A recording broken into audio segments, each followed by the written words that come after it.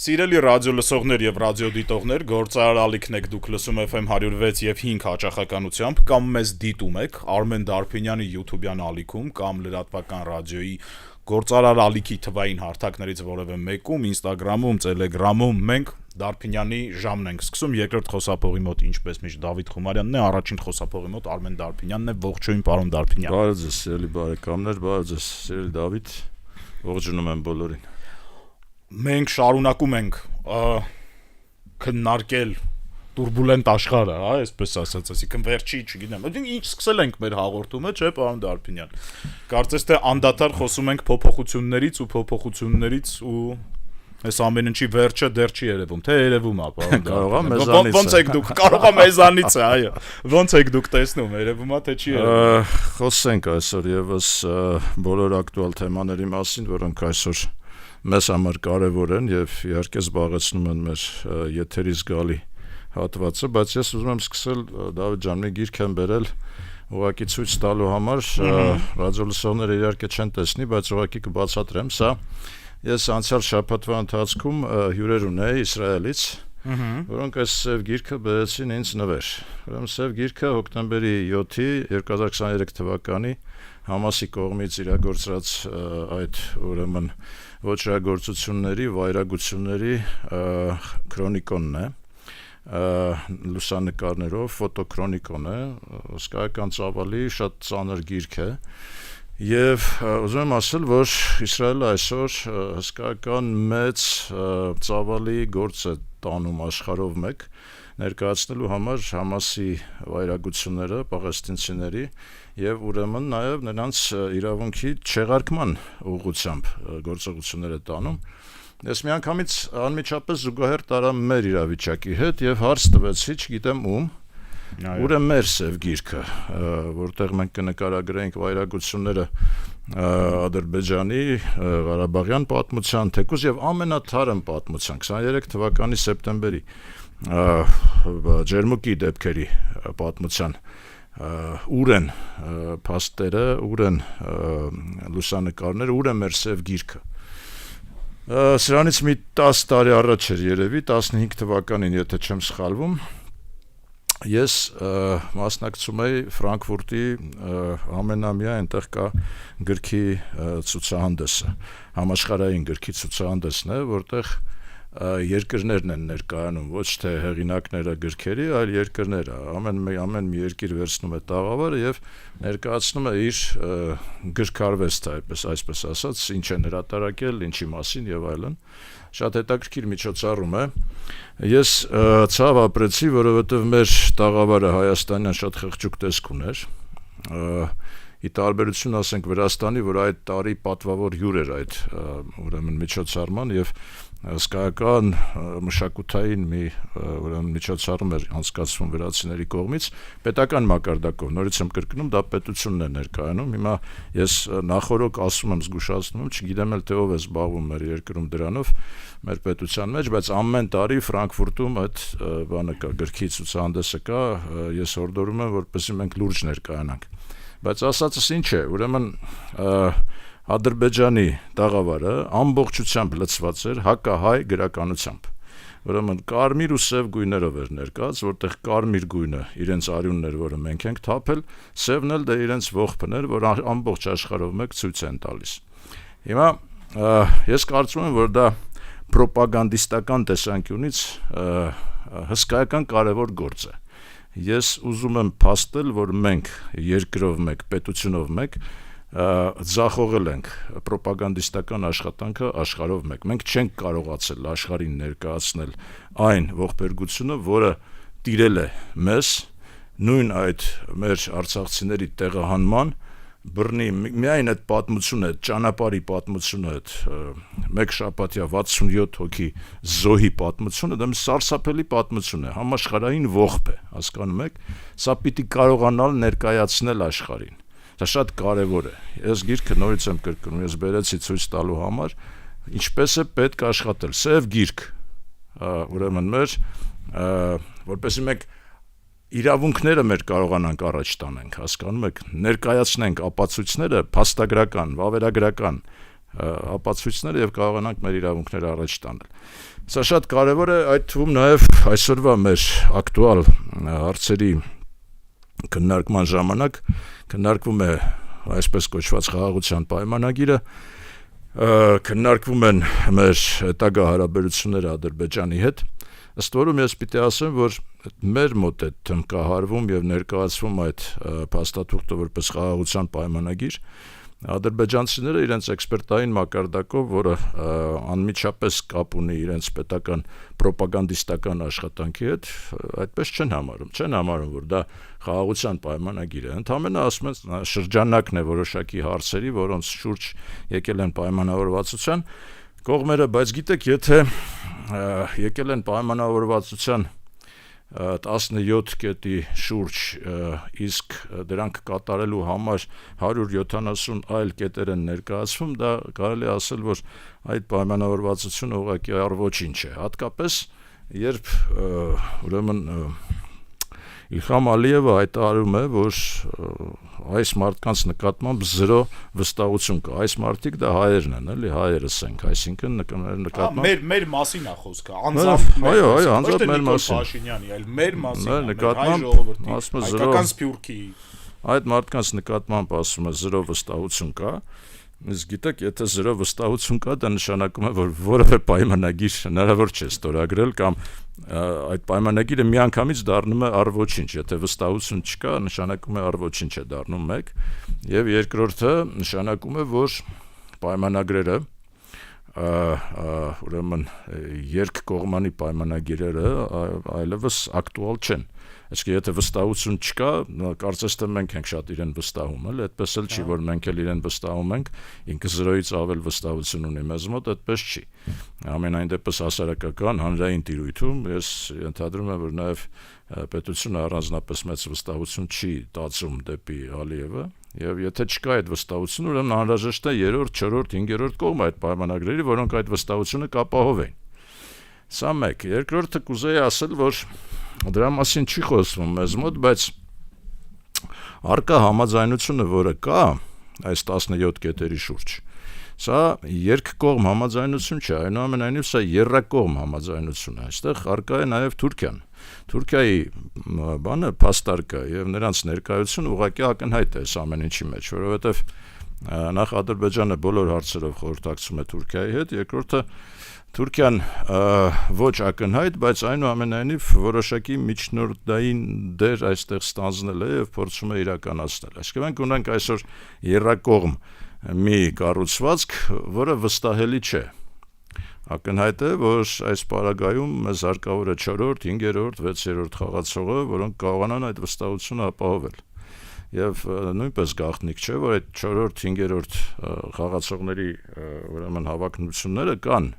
առկա են դաշտում։ Այսինքն դա Ռուսաստանն է, Միացյալ Նահանգներն են, միգուցե ինչ-որ չափով Եվրոպան է, որը փորձում է իր ինքնությունը, այսպես ասած, պաշտպանել թե Միացյալ Նահանգներից, թե Ռուսաստանից։ Պաշտպանել, թե վերհիշել, պարոն Դարբինյան։ Իմ տպավորությամբ իրանք մոռացել են իրանց ինքնությունը։ Վերհիշեն ինչ-որ չափով, ովքեր հիշում են պաշտպանեն, ովքեր չեն հիշում վերհիշեն։ Հիմա դա մեզ էլ է վերաբերվում, գիտեք, ասենք ովքեր որ հիշում են մեր ինքնությունը եւ ովքեր տեր են այդ ինքնությանը, պիտի կարողանան ուրեմն ավելի հզորացնել, ովքեր որ չեն հիշում, պիտի նրանց հիշեցնել։ Այդ թվում նաեւ հիշեցնել ոչ միայն ողբերգական էջերը, այլ նաեւ հաղթական էջերը մեր։ Հիմա ուրեմն 4-րդ, 5-րդ, 6-րդ ուժերի մասին։ Ես նկատեցի, որ շատ հետաքրքիր հանդիպում էր ընկերական, եղբայրական, այսպես ասած միգուցե, հանդիպում էր Մոսկվայում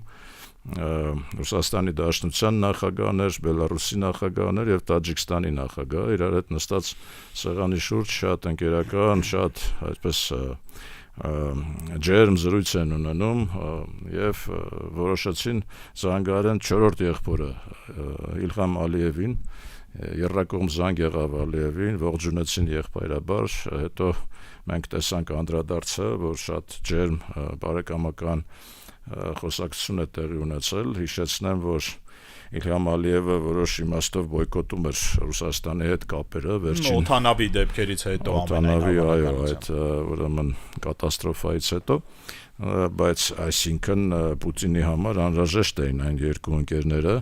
որոնց միջնորդությամբ այդ կապը նորից վերահաստատվեց Ալիևի հետ, այսինքն Պուտինի համար բացարձակ ավելորդ չէ, այսպես ասած, ես ինչ կարող եմ փաստագրել, որ ավելորդ չէ Իլհամ Ալիևի բարեհաճությունը, բարեհաճ վերաբերմունքը դեպի Ռուսաստան։ Ինչով է դա պայմանավորված։ Իմ կարծիքով երկու թեմա կա, որտեղ Ռուսաստանը խիստ շահագրգիռ է Ադրբեջանի հետ համագործակցության մեջ։ Առաջինը դա իհարկե ռուսական գազը Ադրբեջանի միջոցով արտահանել Եվրոպա, սա լուրջ խնդիր է, ինչ որ ծավալով այնուամենայնիվ դա իրականացվում է։ Երկրորդը ես հղում կկատարեի 20 թվականի նոյեմբերի 9-ի հայտարարությանը, եռակողմ հայտարարությանը, Ռուսաստանը մշտապես կողմնակից է եղել այդ եռակողմ ֆորմատը պաշտպանելու, եւ այսօր կարծես թե իդեմս Ադրբեջանի տեսնում է այն փրկողակը, որը կարող է պաշտպանել եւ պահպանել այդ եռակողմ համաձայնությունը, հատկապես այդ հայտարարության 9-րդ կետի իրագործման իմաստով, որովհետեւ Իլհամ Ալիևը շարունակում է ասել, որ 9-րդ կետը կատարման ենթակա է եւ Հայաստանը պարտավորություն ունի տրամադրելու միջանցքը Զանգեզուրի, եւ եթե դա կատարման ենթակա է եւ Հայաստանը պարտավորություն ունի, իսկ Հայաստանը չի հրաժարվում այդ պարտավորությունից, ապա այդ 9-րդ կետի այդ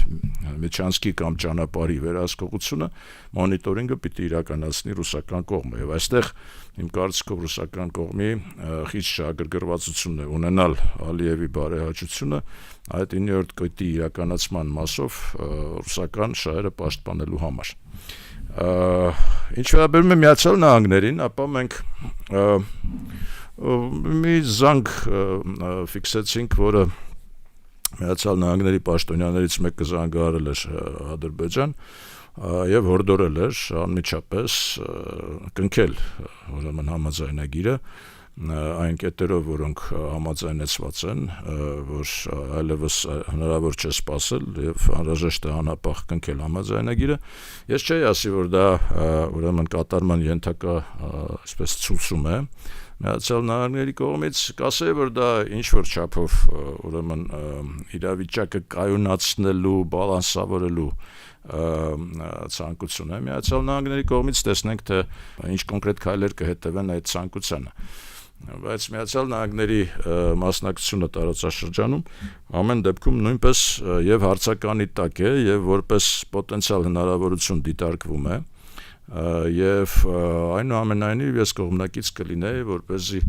համաձայնությունը տեղի ունենար բոլորի հետ միասին, ոչ թե Միացյալ Նահանգների հետ ի հակառակ Ռուսաստանի կամ Ռուսաստանի հետ ի հակառակ ֆորմատում, պարոն Դարբինյանը, Ֆրանսիա որպես Եվրոպական միության անդամ, Միացյալ Նահանգներ, Ռուսաստան, այդ ձևաչափով։ Ես կուզեի, որպեսզի այդ համաձայնությունը տեղի ունենար բոլորի հետ միասին, որովհետև հակադրվելով մենք այստեղ ոչ մի բանի չենք հասնի, մենք ավելի կսրենք ու կլարենք իրավիճակը։ Առավել եւս որ տեսեք,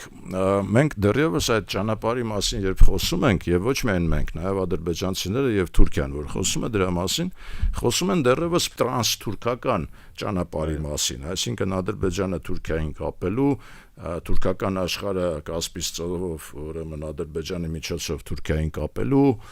մասին, բայց դեռևս այստեղ մենք չենք խոսում արևելքից արևմուտք շատ ավելի լայն կոնտեքստում ուրեմն հնարավորությունների մասին, շատ ավելի լայն կոնտեքստում իրավունքների եւ շահերի մասին մենք չենք խոսում, հա։ Եվ ստացվում է, որ դեռևս խոսքը գնում է լոկալ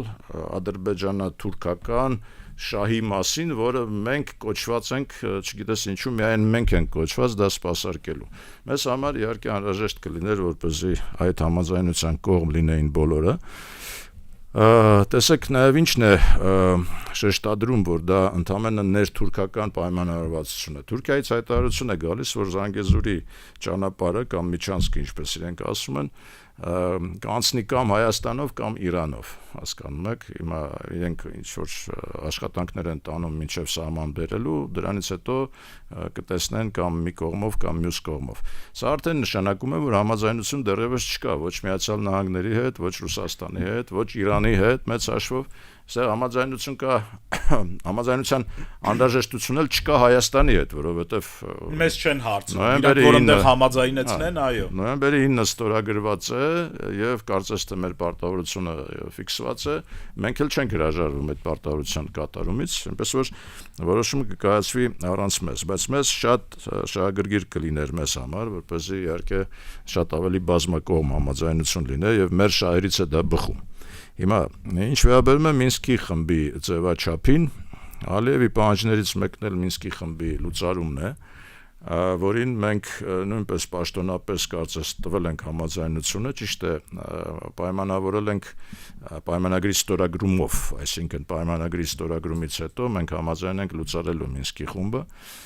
Այստեղ պետք է հաշվի առնել հետևյալը, ինչ է ասում Ալիևը։ Ալիևը ասում է Մինսկի խումբը պետք է լուծարվի, որովհետև Ղարաբաղի հարցը արդեն լուծված է, այլևս լուծված է, նման անհրաժեշտություն չկա Մինսկի խմբի։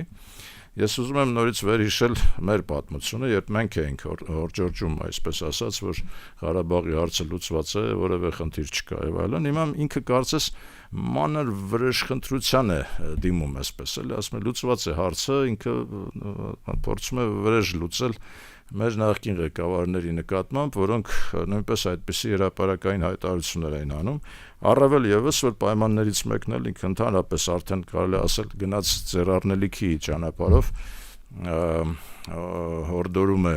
Նիկոլ Փաշինյանին ձերբակալել Ռոբերտ Քոչարյանին եւ Սերժ Սարգսյանին եւ հանձնել որպես ռազմական հանձնագործներ հանձնել Ադրբեջանին։ Սա ուղղակի արդեն ձեռառնելիք է, բայց նորից խոսքը գնում է, այսինքն էության մեջ սա իրենից ներկայացնում է մանր վրեժխնդրություն, ուղղակի նա վրեժխնդրության ճանապարհով է գնում, որը իմ կարծիքով սազական չէ, այնպիսի ամբիցիա ունեցող երկրի ղեկավարին, հա, ամբիցիա ունեցող ղեկավարին, որը այսպես ասած տարածաշրջանային նշանակություն է տալիս իրեն անձնապես եւ երկրին, սա ուղղակի մանր փոքրοκության մասին է նրա խոսում եւ բնականաբար, այսինքն պայման է առաջ քաշում, որը որ երբևիցե որևէ կերպ կատարվող պայման չէ։ Բայց տեսեք, Հայաստանը կարծես ասել է այո, եկեք ստորագրենք, մենք հետո կլուծարենք Մինսկի խումբը, բայց ես ուզում եմ հիշեմ, որ Մինսկի խմբում բազմաթիվ գրեթե բոլոր եվրոպական երկրները կան եւ այդ երկրների մեջ կան 3 երկիր, որոնց խորհրդարանները այս ընթացքում 20-ից 25 թվականների ընթացքում ընդունել են կոնկրետ որոշումներ եւ Արցախահայության վերաբերյալ, նրանց իրավունքների վերաբերյալ, յետ վերադարձման իրավունքների վերաբերյալ, ուրեմն գերիների վերադարձման վերաբերյալ մի շարք որոշումներ կան։ Ներողություն եմ խնդրում, ես պարզաբանման համար ասեմ ռադիոլսողներին, որ երբ որ Մինսկի խմբի մասին խոսքը գնում է, 3 երկրները դրանք համանախագահներն են, այսինքն կա Մինսկի խումբ, որտեղ կան պրակտիկորեն բոլոր եվրոպական երկրները, այդ թվում նաև Թուրքիան, եւ կան Մինսկի խմբի համանախագահները, որոնք այդ 3 երկիրն են, որ պարոն Դարփինյանը պարլամենտների մասին խոսում է, նկատի ունի նաև այն երկրներին, որոնք համանախագահության մի մասը չեն, բայց Մինսկի խմբի անդամ են։ Այո, շնորհակալ եմ այդ բազաբանման համար, Դավիթ ջան, ուրեմն 3 երկիր կա, որոնց խորհրդարանները կոնկրետ որոշումներ են կայացրել եւ այդ որոշումները իրենց երկրի տարածքում ունեն օրենքի կարգավիճակ։ Դա Ֆրանսիան է, դա Նիդերլանդներն են եւ Շվեյցարիան է։ Այսինքն 3 երկրի խորհրդարանները որոշումներ են կայացրել, որով փաստագրել են, որ Ղարաբաղյան հարցը լուծված չէ, այն բաց է եւ լուծման կարիք ունի։ Շվեյցարիայի խորհրդարանը ընդհանրապես պարտադրել է Շվեյցարիայի կառավարությանը կազմակերպել ուրեմն քննարկումներ Շվեյցարիայի տարածքում Լեռնային Ղարաբաղի Հանրապետության եւ ընդհանրապես ժողովրդի հետագա կարգավիճակի անելիքների, նրանց իրավունքները պաշտպանության եւ այլն մասին։ Ունենալով այս որոշումները ես ուղղակի համոզված եմ, որ եւ Ֆրանսիան, եւ Շվեյցարիան, եւ Նիդերլանդները դեմ կլինեն Մինսկի խմբի լուծարմանը։ Եթե դեմ չլինեն, ես կզարմանամ, որովհետեւ այդ պարագայում իրենք կհակասեն իրենց իսկ խորհրդարանների կողմից ընդունված որոշումներին։ Իմ կարծիքով նրանք դեմ կլինեն եւ Մինսկի խմբի լուծարում այդքան էլ ակնհայտ չէ, ինչքան մենք պատկերացնում ենք եւ այնքան էլ մեր որոշելիքը չի կամ մեր եւ Ադրբեջանի որոշելիքը չի։ Ես շատ կուզենայի, որպեսզի մեր դիվանագիտությունը այնքան հմուտ լիներ, այն աստիճան հմուտ լիներ, որ մենք դիմումը գրեինք, իսկ իրանք չուզեին, այսինքն նախորդ պայմանավորվածություն լիներ մեր եւ ընդհանրենք Նիդերլանդների միջեւ, որ մենք եկեք բանեմ չականի, որ մենք ճնշման տակ ենք, այսպես մենք ուժային ճնշման տակ եկեք մենք համաձայնվենք, որ մեր վրա չգան, այսպես ասած, ուրեմն մնացած հարվածները, բայց դուք արդեն կասեցրեք այդ որոշումը, որովհետև հարցը լուծված չէ։ Ամենայն դեպս 3 երկիր կա, որոնք ուրեմն օրենքի մակարդակով փաստագրել են, որ Ղարաբաղյան խնդիրը լուծված չէ։ Հուսով եմ, որ այդպես էլ կլինի, այսինքն եթե ինչ որ հրաշքով ենթադրում եմ Միացյալ Նահանգների ճնշման ներքո, ինչու Միացյալ Նահանգների, որովհետև Թրամփը շատ բան է, ինքը եսասեր անձնավորություն է շատ։ Իմիջիալոց բան հումորով ասեմ, բայց իրականություն է բանը։ Իմ կարծիքով փարակարը, որտեղ հիմա ընտրություն է։ Այո, փարակար խոշորացված համայնքով։ Փարակար համայնքը ոնց որ թե ուզում է դուրս գալ Հայաստանի Հանրապետության բանից, կազմից, ինչու, որովհետև Հայաստանի Հանրապետության պաշտոնական, ոչ պաշտոնական բոլոր ճանապարհներով ուժերը փորձում են Թրամփի ադմինիստրացիայի հետ հիմա հարաբերություններ ուրեմն ստեղծեն, բայց որ ուրեմն մեքենայով գնում ես այդ փարակարի ուրեմն մուտքի մոտ շատ մեծ մի հատ պաստառ է, բաներ է կախած, հայ ժողովուրդը շնորհակալ է Բայդենի ուրեմն նկարով,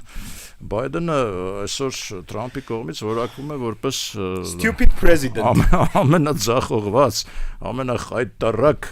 ուրեմն Միացյալ Նահանգների նախագահը, եւ հաստատ ես քանի որ ամերիկյան դեսպանատան ուրեմն ճանապարհին է դա նույնպես գտնվում, էլի հաստատ հասցրած կլինեն Թրամփին, որ այստեղ մի համայնք կա, որտեղ նես դեռևս Բայդենի կողմն են նրանք։ Ամենադեպս դա նորից ցույց է նրա, որ մենք չենք հասկանում ինչ ենք անում, էլի, այսինքն Երևանը կարող է մի բան որոշի, բայց փարակարում ուրիշ բան որոշի։ Չէ, բայց մենք ծիծաղում ենք, բայց դա կարա խնդրեցիկը դա ներվայնացնելու է այդ դեսպանատան աշխատակիցներին։ Ուրեմն հստակ ես ասում եմ, հստակ, եթե Միացյալ Նահանգները ոչ հայանպաստ ինչ-որ քայլ անեն, կարող է պատահի դրանում լինի փարակարի ուրեմն այդ պաստառի բանը, մեղքը։ Ուրեմն սա մեկ, բայց քանի որ հիշեցինք փարակարը, ուրեմն դիմեմ մեկ անգամ եւս մեր պետության ղեկավարներին ամոթ է ուղակի օդանավակայանից Երևան ճանապարհ չունենալ եւ անցնել այդ փարակարի միջնադարյան ուրեմն այդ կառույցների միջով ուղղակի ամոթ է անհարմար է հաշվի առնելով նաեւ որ վաղուց ի վեր երևի մի 40 տարի արդեն այդ նախագիծը կա օդանավակայանը Երևանին կապելու, առանձին ճանապարհ գցելու, եթե ուզում եք իմանալ, համար մեկ ծրագրերից մեկը պիտի լինի դա ենթակառուցվածքային, բայց դրա մասին ոչ ոք չի խոսում, ակադեմիական քաղաք են խոսում, սա ավելի կարևոր է, քան ակադեմիական քաղաքը, որովհետև սա երկրի քաղաքի, մայրաքաղաքի եւ ընդհանրապես ժողովրդի ազգի դեմքն է։ Հասկանում եք, մարդիկ ովքեր առաջին անգամ հատկապես ժամանում են Հայաստան, Երևան, նրանք անցնում են այդ կահույքի շուկայով փարակարի միջով, հասկանում եք, այդտեղ ոչ մի լավ բան չի ասում մեր մասին։ Հիմա ուրեմն այդ Մինսկի խմբի մասով ասացինք, ես հուսով եմ, որ այնուամենայնիվ այդ որոշումը չի կայացվի, համենայն դեպս կտորպեդահարեն։ Հիմա ինչ վերաբերում է մեր խաղաքարտերին, հա, որտեղ ցանկացած բանակցություններում հատկապես հիմա Թրամփը շատ է սիրում խաղաքարտերից խոսել, ասում է ինչ քարտեր ունես քո ձեռքում, եթե քարտեր չունես, ուրեմն պետք է քո տարածքը զիջես, ենթադրենք ինքը ուկրաինացիներին նման հորդորով է դիմում, ասում է խաղաքարտ չունես, չէ՞, ինքը Զելենսկուն ասաց չունեք խաղաքարտ։ Հիմա մենք խաղաքարտ ունենք, թե չունենք, անկեղծ ասած շատերին թվում է, թե միջազգային ատյաններում դատական եւ այլն մեր դիրքերը ավելի ուժեղ են, քան Ադրբեջանի։ Միգուցե այդպես է, բայց միգուցե այդպես չէ, մենք լիարժեք տեղեկություն չունենք, ասենք, օրինակ ադրբեջանական հայցերի մասին, լիարժեք վերլուծություն չկա, թե ինչ հայցերով նրանք են դիմել, ինչով է հղի մեզ համար, այսինքն ինչ ենք մենք կորցնում, ինչ ենք շահում, ինչ վտանգի առաջ է կանգնած նաև Հայաստանը, ընդհանրենք ադրբեջանական հայցերի մասով։ Ես այդտեղ կկարծեի, որ մենք երևի թե մի լուրջ ուսումնասիրություն պիտի անենք այդ ամեն ինչի ուղղությամբ եւ հասկանանք այնուամենայնիվ, եթե մենք այդ խաղակարտը այնուամենայնիվ աշխատող է, թե աշխատող չէ։ Հիմա նրանք թմկահարում են ամբողջ աշխարհով մեկ իրենց սև գրքերով Խոջալուի, այսպես ասած, ցեղասպանության մասին, այդ թվում նաև միջազգային դատարաններում։ Հիմա եթե իրենց ապացույցները բավարար են, որպեսզի մեր նկատմամբ ճնշում իրագործվի, երևի թե մեզ նույնպես ձեռնտու է, որպեսզի այդ բաները հայցերը հետ կաշվեն։ Մի հարց տամ, պարոն Դարբինյան։ Դուք կարծում եք, եթե իրանք կարծեին, որ իրանք ունեն հավանականություն Խոջալուի դեպքերը որպես ցեղասպանություն ներկայացնելու միջազգային ատյաններում, արդյոք իրանք կդնեին այդ կետը փոխադարձ հայցերի։ Ես կարծում եմ, այդտեղ ընկալում կա, որ ոնց որ գործը փուչ է, գիտեք ոնց, հիմա այդպես չի, որ ասենք մենք ու իրենք հավասար են։ Միտեղ իրենք են երևի ուժեղ, միտեղ մենք ենք ուժեղ։ Ամենայն դեպս օրինակ ասենք տարածքների եւ հանքերի շահագործման մասով թույլ ենք դե իրենք ուժեղ են, այո, մենք թույլ ենք, ուժեղ են, նշանակում է դա կարող է ասենք միլիարդավոր վնաս հասցնի Հայաստանին։ 60 միլիարդ են իրանք գնահատում, եթե ես չեմ սխալվում։ Գնահատում են, կարող է մի հատ ուրիշ գնահատողը գա, ասի 500 միլիարդ է, այսինքն խնդիրը, այսինքն 60 միլիարդը 60 միլիարդն էլ է մեր համար մեծ փող, պարտադիր չի ասեն 500, մենք 60-ի տակ էլ կմնանք մեծ հաշվով։ Ուրեմն ասեմ, այնտեղ կետեր կան, որտեղ մեր դիրքերը թույլ են։ Հիմա բացի դրանից ադրբեջանական մամուլում անընդհատ շրջանառվում են Հայաստանի կամ հայերի կամ Ղարաբաղյան ղեկավարության կողմից նարկոտրաֆիկին, այսպես ասած, աջակցելը եւ այլն, երևի թե ինչ որ միգուցե եւ շինծու, բայց փաստարկներ իրենք կներկայացնեն եւ կդառնա դա քննարկման առիթ, քննարկման առարկա տարիներ շարունակ, հասկանում եք։ Ես չգիտեմ որտեղ ենք մենք շահելու, որտեղ ենք կորցնելու, եթե օրինակ հիմա Երիշե Կիրակոսյանը դուրս եկավ այդ բանից, պաշտոնական իր դիրքից, կարող էր երևի ներկայացնել հայ հանրությանը մի վերլուծություն, որտեղ երևար թե մենք ինչ ենք ներկայացնում եւ ինչ շանսեր ունենք ստանալու եւ իրենք ինչ են ներկայացնում, ինչ շանսեր ունեն ստանալու։ Այնուամենայնիվ երևի թե դա խաղակարտերից ամենաուժեղը չի մեզ մոտ, ամենայն դեպս իրենք ունեն ինչ-որ կոնտրքայլեր։ Բայց որը կլիներ մեր ամենաուժեղ խաղակարտը, ես կարծում եմ, որ մեր ամենաուժեղ խաղակարտը դա Լեռնային Ղարաբաղի կարգավիճակն էր սովետական միության ուրեմն տարածքում։ Այնուամենայնիվ մենք ունենք ինքնավարության ստատուս, այսպես ասած, եւ դա ամենակարևոր փաստարկն է, որ մենք կարող ենք տարիներ շարունակ, եթե ուզում եք դարեր շարունակ իրականացնենք, խոսենք դրա մասին։ Տարիներ շարունակ, որովհետեւ տեսեք, եթե հիշում եք, նույն Ալիևը հոխորտում էր, չէ, ուղիղ եթերում ստատուս 7-ր, ասում էր, չէ։ Գյորբագյոր ստատուս։ Այդքան էլ այդպես չի ասում ասել, ասենք ստատուսը 7-ր չի լինում, որովհետև պատմականորեն ստատուսը եղել է եւ պատմականորեն ուրեմն այդ ստատուսի իրավական հետևանքների հետևից մենք կարող ենք գնալ, երբ էլ ուզում է լինի կարող են գնալ, այսինքն դա մեծ լուրջ խաղակարդ է։ Եվ երբ ասում են, որ մեր ուրեմն արցախցիների վերադարձը հնարավոր չի, որովհետև դրան զուգահեռ ադրբեջանցիները հարց են դնում, որ իրենք վերադառնան Հայաստան։ Համաչափ չէ այս երկու հարցը, որովհետև մենք ունեցել ենք ստատուս, իրենք չեն ունեցել ստատուս։ Եվ քանի որ մենք ունեցել ենք ստատուս, այսինքն հայերը ունեցել են ստատուս, դա ինչ որ մի բան նշանակում է, չէ՞, ինչ որ մի պատճառով ունեցել ենք մենք ստատուս, իրենք չեն ունեցել։ Իսկ այդ պատճառը այն ընդամենը կայացել է նրանում, որ մեր հողերն են, մենք այնտեղ բնիկ ենք եւ դրա համար ունեցել ենք ստատուս։ Բնիկ ժողովուրդ ենք, ունեցել ենք ստատուս։ Հիմա սա մեր ամենալուրջ խաղակարտն է, որը իմ կարծիքով որևէ մեկը մեզանից չի կարող խլել։ Հիմա ով ուզում է սրանից հրաժարվել կամ չհրաժարվել, կարևոր չի։ Ասենք հայաստանյան հայկական շահերը հետապնդելու համար այս ամենալուրջ խաղակարտն է, որը անկախ այսպես կոչված այս խաղաղության պայմանագրից եւ այլն, անկախ դրանից երբ կկնքվի թե չի կնքվի, միշտ կարելի է խաղարկել այդ խաղակարտը եւ ես հորդորում եմ, որպեսզի մեր իրավաբանները եւ քաղաքական գործիչները այս հարցին հետամուտ լինեն։ Պարոն Դարբինյան, մի բան չեմ կարող հասկանամ, երևի հարցը այնքան էլ ձեզ չի, իրավաբանի է, բայց միասին քննարկենք, էլի։ Հիմա Մինչև 23 թվականի սեպտեմբերի 19-ը ես անձամբ Ադրբեջանի տարածքում այսօր դե ֆակտո, հա, Լեռնային Ղարաբաղի Հանրապետությունից ստացել եմ լիցենզիա եւ շահագործել եմ կապ ուղի, ունեցել եմ տեխնիկական հզորություններ։ Այդ փաստաթղթերը իմ մոտ են։ Արդյոք Հայաստանի Հանրապետությունը կարա սահմանափակի իմ իրավունքները միջազգային ատյաններում դատվել Ադրբեջանի հետ իմ տեխնիկական հզորությունների վերադարձի Իհարկե ոչ, մասնավոր հայցերը մշտապես կարող են գործել մասնավոր թե անձը, թե իրավաբանական հանձը, որը նույնպես հանդես կգա որպես մասնավոր անձ, իր իրավունքները պաշտպանելու համար ցանկացած ատյանի տեղ կարող է դիմել, ես չեմ տեսնում այստեղ խնդիր։ Այսինքն նույնը մեզ հակառակում է սպասվում, այն որ մենք թղթով Հայաստանն ու Ադրբեջանը իրարից հրաժարվում են, այն 1.5 միլիոն փախստականներ ում մասին, որ Ադրբեջանը խոսում է այսքան տարի։ Այդ մարդիկ գնալու են այդ միջազգային ատյանները։ Ես կարծում եմ, որ ոչ միայն գնալու են, Ադրբեջանի իշխանությունը եւ պետությունը նրանց հորդորում են, նրանց հրումելու է դեպի այդ միջազգային դա գնացեք եւ ստացեք, որտեղ նրանք չեն հանգստանալու որևէ փաստաթուղթ ստորագրելով, առավել եւս որ նորից եմ կրկնում 17 կետ իրենք ուրեմն համաձայնեցել են կամ մենք համաձայնվել ենք իրենց ճնշման տակ, իսկ 170 կետ իրենք ուրեմն լրացուցիչ ներկայացնում են։ Բայց այստեղ կա մի շատ կարևոր հարց, ես կարծում եմ, որ մենք այսպես խաղաղության պայմանագիրը որպես պարտադիր անհրաժեշտ մի փաստարկ ենք ներկայացնում, բայց հարցը հետևելն է, արդյոք դա պարտադիր անհրաժեշտ է այսօր եւ այսօրվա պայմաններում։ Հիշեցնեմ, որ օրինակ Ճապոնիայի եւ Ռուսաստանի միջեւ խաղաղության պայմանագիր չկա երկրորդ համաշխարհային պատերազմից հետո, մինչեւ հիմա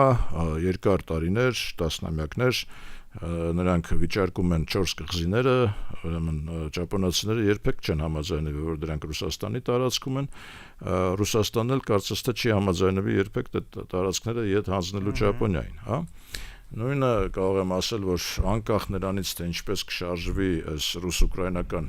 բանակցությունների ընթացքը, բայց իմ կարծիքով ուկրաինացիները երբեք չեն համաձայնվի ընդունելու, որ Ղրիմը ենթադրենք արդեն Ռուսաստանի տարածք է, նրանք կարող են ստորագրել ցանկացած փաստաթուղթ, բայց պատմականորեն նրանք միշտ հետապնդելու են ճիշտ այնպես, ինչպես Էրդողանն է այսօր հետապնդում, Ղրիմը ասում է դա թաթարական է, դա մերն է, դա ընդհանրապես Ուկրաինայինն էլ չէ, այլ մերն է։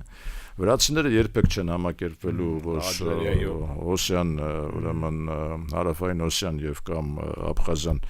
իրենցը չի երբեք չեն համակերպվելու, բայց դա չի խանգարում։ Նրանք չունեն դիվանագիտական հարաբերություններ Ռուսաստանի հետ, բայց դա չի խանգարում նրանց ակտիվորեն առևտրային շրջանառություն ապահովել, վրացական ռեստորանների պակաս չկա։ Գինին մեկը արտանման մեծ մասը Ռուսաստանն է վրացական գինը։ Այո, տնտեսական հարաբերություններին դա չի խանգարում, այսինքն նրանք ինչ-որ մի մոդել կարելի է մշակել, որով հարաբերությունները ճանապարհները բացվեն։ Պարոն Դարփինյան, ճանապարհները բացվեն, ինչ-որ վստահության, փոխվստահության ինչ-որ էլեմենտներ առաջանան, հասկանում եք, համատեղ ծրագրեր իրականացվեն, ենթադրենք ենթակառուցվածքային ոլորտում, ոչ միայն ճանապարհներին, ասենք նույն իրիգացիոն համակարգը, ենթադրենք նույն ջրային համակարգը, համատեղ ծրագրեր, միջազգային կազմակերպությունների կողմից օժանդակվող միասնական ինչ-որ մոտեցումներ, համատեղ ծրագրեր, որից շահեն երկու համայնքներն էլ, հասկանում եք, եւ առարկայական լինի այդ շահը։ Մենք տեսնենք, որ մեզ դա շահավետ է, իրենք տեսնեն, որ իրենց է դա շահավետ եւ ես կարծում եմ, որ այստեղ ամենայն դեպս հաշվի առնելով իրենց մոտեցումները Ադրբեջանի այսօր եւ պաշտոնական Ադրբեջանի, այսինքն այս փաստարկները, որ իրենք բերում են, որ մինչև սա չանեք, մենք չենք ստորագրել, մեր համար դա բանը կարևոր չի, եթե սա չլինի, մենք դուրս կգանք այս գործընթացից, եղբայր դուրս եկեք։ Հիմա եթե մենք մշտապես ցույց տանք, որ մենք վախենում ենք պատերազմից, նախ ասեմ, որ Ադրբեջանի համար պատերազմի գնալը դա հսկայական մի ուրեմն քայլ է, որը կարող է ձախողի ընդհանրապես Ադրբեջանի իմիջը ամբողջ աշխարհով մեկ, որովհետև մի բան է, որ իրենք ներկայացնում են աշխարհին, որ իրենք պատմական արդարությունն են վերականգնել, իրենց հողերն են հետ բերել եւ այլն, որոնք ՄԱԿ-ի համապատասխան արձանագրություններն են կատարել։ Մյուս բան է, որ իրենք, ասենք, դիվերսիայով եւ ուղղակի ագրեսիվ քաղաքականությամբ։ Արդյոք դա կապիտալ է, պարոն Դարփինյան, այդ միջազգային իմիջը, որ ինքը վախենա դա կորցնի։ Այս պահին աշխարհում ես կարծում եմ այո, որովհետև միջազգային սանկցիաները այնուամենայնիվ գործող դեր են խաղում, հասկանում եք իմ ասենք Ռուսաստանի ամբողջ տնտեսությունը սանկցիաների տակ է։ Հիմա ինչու Ռուսաստանը կգնա Թրամփի հետ համաձայնության, ես համոզված եմ, որ կգնա, չնայած բանում պարբերականներում գրում են, որ Ռուսաստանը կարծես խույս է տալիս։ Դե Ուշակովն ասաց մենք համաձայն չենք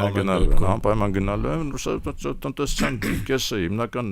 տնտեսական գործակալները ռուսական բոլորը սանկցիաների տակ են, հարյուրավոր միլիարդային ուրեմն գումարներ մոտ 400 միլիարդ, եթե չեմ սխալվում, Եվրոպայում է սառեցված, մի այդքան էլ Միացյալ Նահանգներում է սառեցված, հսկայական գումարներ են, չէ, այնուամենայնիվ դրանք բան չեն, լուրջ բան է, իսկ Ալիևը իմ կարծիքով իր միջազգային ռեպուտացիոն հեղինակության համար բավական լուրջ է մտահոգված, ենթադրում եմ, որ նա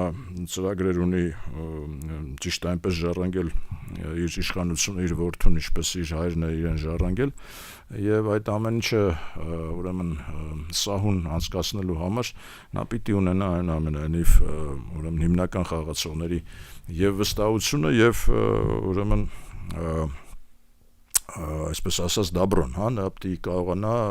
ուրեմն համաձայնեցնի իր քայլերը։ Իսկ Հայաստանի վրա պատերազմով գալը ես չեմ կարծում, որ նրան կարողանա մարսել։ Եվ մենք էլ իմ կարծիքով 1-2 ռազմատենչ հայտարարություն որ անենք, ված չէր լինի։ Պետական մակարդակով, որ գիտեք ինչ կարողam, ասենք պատերազմը մի վախացրեք, մեր զորքերը, մեր ժողովուրդը պատրաստ է կռվելու եւ մինչեւ վերջ կռիվ կտանք։ Հիմա եթե անցյալ կռվի ժամանակ ինչ որ մեկը հայտարարեց, չեմ ուզում ասել ով, որ մենք նավթամուղերին չենք խփի կամ գազամուղերին չենք խփի, դե հիմա չի նշանակում, որ ընդհանրապես չենք խփի, հա։ Հիմա ես կարող եմ հայտարարել, որ կխփենք, հա, չի նշանակում, որ կյանքում չենք խփի երբևէ։ Դե խփենք, դա նշանակում է իրենց պետք չի այդ գլխացավանք, էլի հասկանում եք, պետք չի, Ադրբեջանին դա պետք չի, առավել եւս որ այս խաղաղության այսպես ասած գործընթացը Ադրբեջանի կողմից է նախաձեռնվել։ Հենց սկզբից, մի 2 տարի, 3 տարի վերջով սաղ իրանց ուզածով է, պարոն Դարփինյան, հենց էլ չի, էլի, այսինքն էլ ուր, էլ տեղ չկա։ Ինչ ուզել են ստացել են այս պահի դրությամբ, ես դեմ չեմ, որ այդ փաստաթուղթը ստորագրվի, որտեղ դա ինչ որ չափով, ինչ որ թեթև, բայց ինչ որ փոքր երաշխիք կապահովի, բայց այստեղ, ինչպես ես ասացի, երրակողմ համաձայնություն է այսօր տեղի ունեցել, մեզ պետք է 4-րդ, 5-րդ, 6-րդ կողմերը նույնպես մասնակցեն, որպեսզի այստեղ լինեն, ասիկան մարդիկ, ում նկատմամբ գոնե երկու կողմից կա վստահություն, որտեղ այսօր երկկողմանի վստահությունը 0 է։ Ասենք թող Ալիևը շատ բան չանի, չթռնի այսպես ասած ոտ, ասելով, որ մեր նկատմամբ 0 է վստահությունը, իր նկատմամբ եւս 0 է վստահությունը։ Եվ ամբողջ պատմական ընթացքը դա է ցույց տվել։ Հասկանում։ Սիրելի ռադիո լսողներ, Դարփինյանի ժամն էր գործարար ալիքի եթերում։ Շարունակեք լսել գործարար ալիքը, երկրորդ խոսափողի մոտ Դավիթ Խումարյանն էր ձեզ համար աշխատում, առաջին խոսափողի մոտ հաղորդման հեղինակ պրոֆեսոր Դարփինյանը, մենք հաջորդ շաբաթ կհանդիպենք։